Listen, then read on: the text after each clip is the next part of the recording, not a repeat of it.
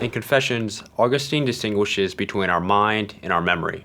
Our mind is our present awareness, while our memory is what our mind uses to form thoughts or perform action. But Augustine points out that our memory is too vast for our mind to comprehend all at once. He writes, "The faculty of memory is a great one. Who can plumb its depth? This is a faculty of my mind, belonging to my nature, yet I cannot myself comprehend all that I am. Is the mind, then, too narrow to grasp itself?" And this is important because when I try to define who it is that I am, I consult first and foremost my memory. I agree with Augustine when he writes, "It is there in my memory I come to meet myself. I recall myself, what I did, when and where I acted in a certain way, and how I felt about so acting." In other words, the pattern I've displayed in my thoughts and actions is who I am.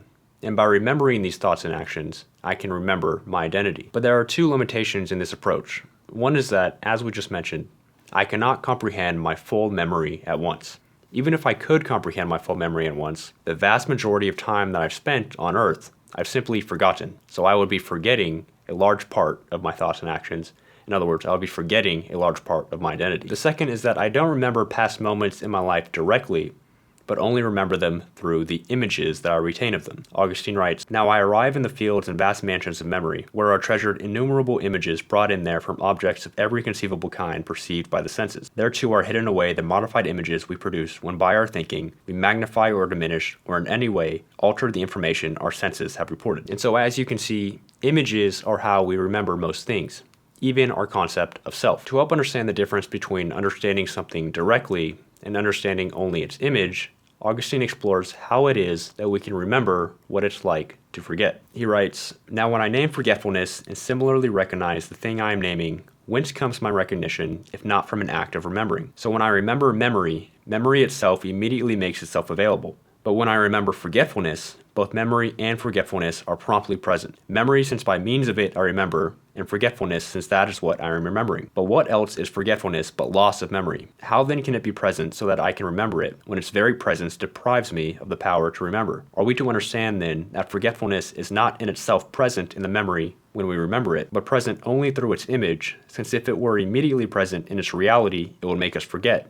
not remember?" This passage was difficult for me to wrap my head around, but what Augustine is saying is that when we remember that we forget, it's not forgetfulness itself that becomes present in our mind, it's only the image of forgetfulness. In the same way, we can remember what it's like to be sad without making ourselves sad in the process. This is because the memory of sadness becomes present to us only through its image, not through the feeling itself. Bringing this back to the theme of self-knowledge, when I ask myself who I am, my memory conjures up an image of myself to myself, not my real self to myself. And my first takeaway from this, that I don't know myself directly, but only through an image that I have of myself, is to simply be humble about what I know, because I don't even really know myself. Another Augustine quote that I like is this: "It is not surprising that whatever is not myself should be remote, but what can be nearer to me than I am to myself? Yet here I am, unable to comprehend the nature of my memory when I cannot even speak of myself without it." The second major takeaway that I had is that because images are liable to change and can easily be forgotten, I need to ground my self-identity in principles that are unchanging and can easily be remembered. When I say principles, I mean facts of nature that are always true.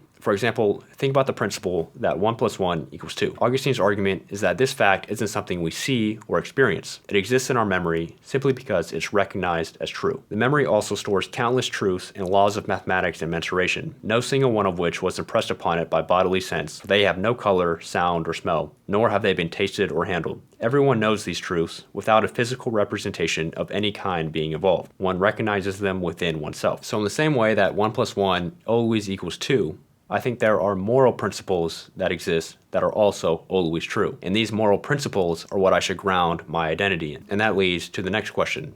What are the moral principles that I should build my identity from? I think they are this. 1, God created me so that I can share in His goodness. And 2, by finding enjoyment in things that are good and thanking God for it, I am fulfilling the purpose for which God created me. And that's it.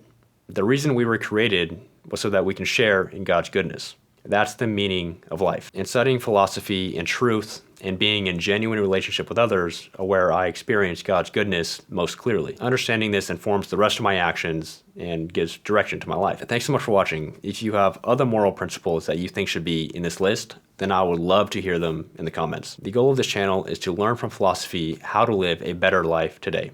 If that's something you're interested in, then subscribe to follow along, and I hope to see you in the next episode.